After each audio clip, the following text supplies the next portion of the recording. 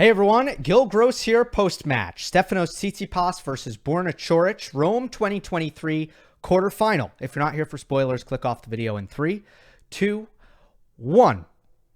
Stefanos Tsitsipas defeats Borna Coric to advance to the Rome semifinals. He's quietly putting together a very consistent clay court season. Quarterfinals Monte Carlo, finals Barcelona, quarterfinals Madrid. I think it was very important, though, that for this final Masters 1000 of the clay court season that Tsitsipas went a step further than the quarters, given his lofty expectations. And he's done that at what is the best possible tournament to do it at, which is Rome, in terms of, wanting to peak for Roland Garros and build confidence at the right time. I was also very encouraged by the level from Tsitsipas in this match. I want to start with his backhand, and we know that the shoulder injury that he had during March, the backhand was actually the shot that was affected by it. Usually when we see shoulder injuries, it's obviously the overhead motion of the serve, sometimes the forehand, rarely is it the backhand, but for Tsitsipas, that's what it was. It was a total mess in March. You could tell that he couldn't really finish where he wanted to finish, and he had to kind of come through the ball flat, and it was weak, and it was a disaster. Actually, sometimes he could hit it really big, but it wasn't consistent, it wasn't secure, it wasn't solid at all. And I think that there were some residual effects of that in the early stages of the clay court season, but at this time, I actually think that he's hitting it how he was hitting it in January. And when I watched Tsitsipas in the Australian Open lead-up this year, it was very simple for me. I saw how he was hitting his backhand. I loved how he was hitting his backhand. And I picked him the Australian Open final as a result of how he was hitting his backhand. The edict with the Tsitsipas backhand, as you guys know, is don't screw all the rest of it up. All the rest of it's so good. If the backhand just doesn't mess it up, then it's doing its job. And what Tsitsipas is doing is he's backing up to buy himself time. He is therefore hitting the ball cleaner on a more regular basis. He's hitting with a lot of net clearance and a lot of topspin. So even if the ball bounces a little bit short, he'll still get that jump off the court, which makes a ball that should be attackable based on its depth much harder to attack based on, again, the jump off the court. It has almost the effect of a deeper ball even when it's short, plus net clearance, topspin. We all know that that makes a shot more consistent. It's still important that Tsitsipas gets decent length on the ball, and I think he even did that in this match. Coric's plan was very, very simple here. Get the ball to the Tsitsipas backhand, get that weaker cross-court trade, and then crush my own backhand, which is Coric's best shot. I think a top 10 two-handed backhand in men's tennis. So that was really, that was clearly the pattern. We're gonna get it to the backhand of Tsitsipas. We're gonna look for that short cross-court ball, and we're gonna step in and rip that backhand down the line. Sometimes cross-court just to keep him honest. But that's how we're gonna attack. And look, it only worked sometimes. I could show you a lot of points where that pattern did play out in Coric's favor, that Tsitsipas's backhand trade was weak enough for Coric to step in and use his big backhand weapon to do enough damage to either end the point outright or to get on top of the point and finish a couple shots later. But I could also show you several points where Coric made backhand unforced error trying to make that play happen because Tsitsipas's backhand trade was actually good enough to make that backhand build or that backhand finish fairly difficult for Coric. Low percentage for Coric. Borna made 14 backhand unforced errors in this match. Many of them off of Tsitsipas cross-court backhands. So this is a situation where usually in these analysis, I talk about a tactic that either works really well or doesn't work really well. This was completely in the middle, but guess what? That is a win for Tsitsipas. The fact that pattern, which is obviously going to be the most favorable pattern for Borna, didn't work at a very high clip, is a win for Tsitsipas because you know that so many other things were going to work in Stefanos' favor. More on the Tsitsipas backhand. He hit some key passing shots off the one-hander. Second set, none bigger. Then second set, 4-all, 30-40, ad side. Coric uses a tactic that I think he was probably saving in his back pocket for a big moment in this match. Serve and volleying on the ad side of Tsitsipas backhand, and Stefanos found that cross-court angle on the return to hit a winner. Awesome. Huge. Enormous. In the second set at 1-all, 30-15. Coric also approached the backhand, and this time Tsitsipas just hit the backhand pass right into the body of Coric, straight through the middle with pace.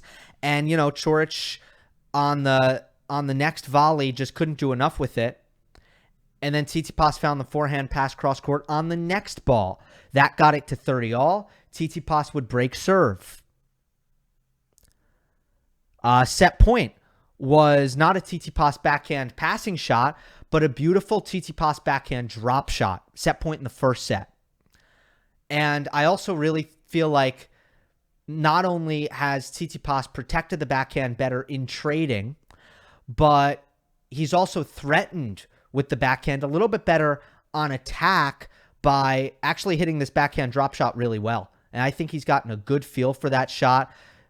I started to see it for the first time last year, but he used it very well in this match. Great execution on it.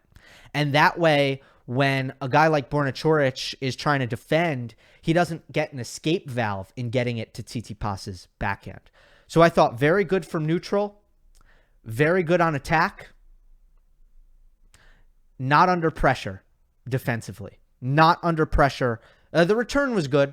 I'm not going to say that the return wasn't good, but I don't think it was under that much pressure. Which was, I think, the biggest problem for Coric, is he's not well positioned to attack Tsitsipas's backhand return and backhand defense because Coric isn't really too reliable at punishing short balls with his forehand. You know, he tries his best on the backhand, but I don't know, like it's no forehand. It doesn't perform as well. Nothing performs as well as a great elite attacking forehand. And Coric just doesn't have it. He made way too many egregious unforced errors from the middle of the court on his forehand trying to attack. A lot of them on the +1 ball. But I just don't get the sense that Tsitsipas feels like if he's under pressure on his backhand and he leaves the ball in the middle of the court, that he's in huge trouble. He's not in huge trouble against Coric. The forehand just isn't that scary. It's not that intimidating. Sometimes Coric is able to hit it big enough to produce good offense, but oftentimes he's also going to make unforced errors. And that's really my biggest issue with Borna's game for a long time now. But against Tsitsipas, you have to understand that because he can't attack short balls with a good forehand, he really lets Tsitsipas's backhand return and his backhand defense off the hook. And Stefanos makes more because he's not under that pressure. And he gets away with more mediocrity because Coric doesn't punish him there.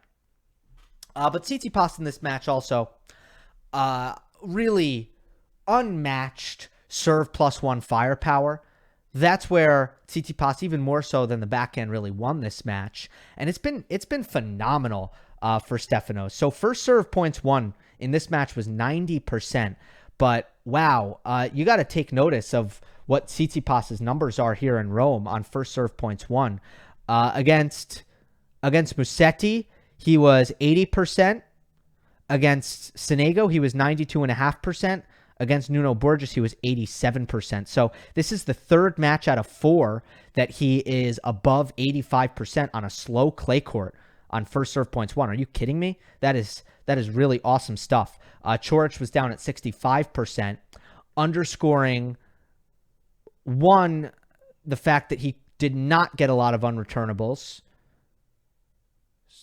but two, that he's not deadly on the +1 on the forehand. Once again, first serves unreturned was 40% to 20% for Tsitsipas. But when Tsitsipas has the first serve going like it is right now, and he's just hitting it really big, and his forehand going to the point where it's a third rail. I don't know if third rail is a term that is universally known, but basically on a train track, sorry if I'm an idiot for explaining this, but on a train track, the third rail electrocutes you. You die if you hit it. You can touch anything else on the track, but not the third rail. That's what Tsitsipas's forehand became in this match, starting like midway through the first set at the very least. The return that Tsitsipas is requiring when his forehand is going this good is insane.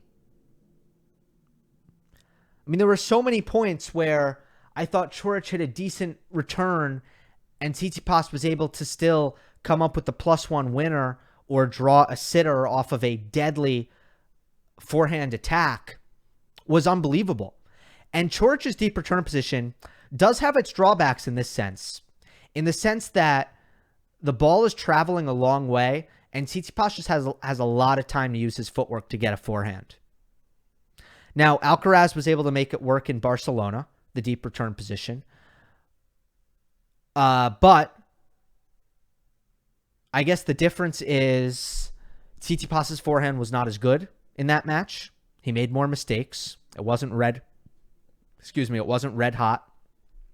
Part of that, again, as I said in Barcelona, is probably the pressure that Alcaraz puts on Tsitsipas because Stefanos is kind of afraid of neutrality against Alcaraz, but also that there's probably a little bit more average pace off the racket of Alcaraz from that deep return position and maybe even better depth and better location. So Coric kind of standing deep on the return and putting the ball kind of in the middle without too much pace.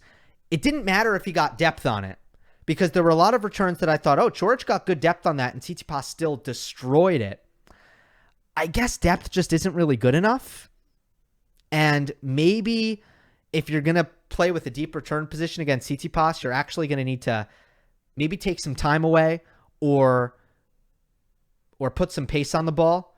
But if you're just going to kind of float it deep in the court, Tsitsipas is still really going to have his way with his forehand. A good example of this, first set, Coric's only 2 break points were at 5-3. Tsitsipas serving for the first set. Steph saved it with 3 swings. Ace at 15-40 out wide. And then a serve plus forehand winner off of a return that, again, I thought was decent. It was on the forehand.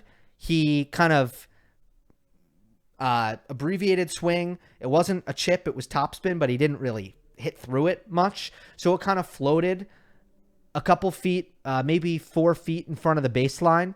So decently deep. I mean, it wasn't short, but Tsitsipas crushed it. Winner, forehand inside out, winner. Boom, you're done. 3 swings.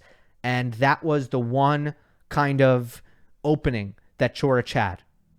In part because Tsitsipas had a double fault in this game, which was really the only problem area for Stefanos in this match was the double faults. Tsitsipas did go up a break in the second set, and at 4-3, he double faulted twice on game points and ended up getting broken.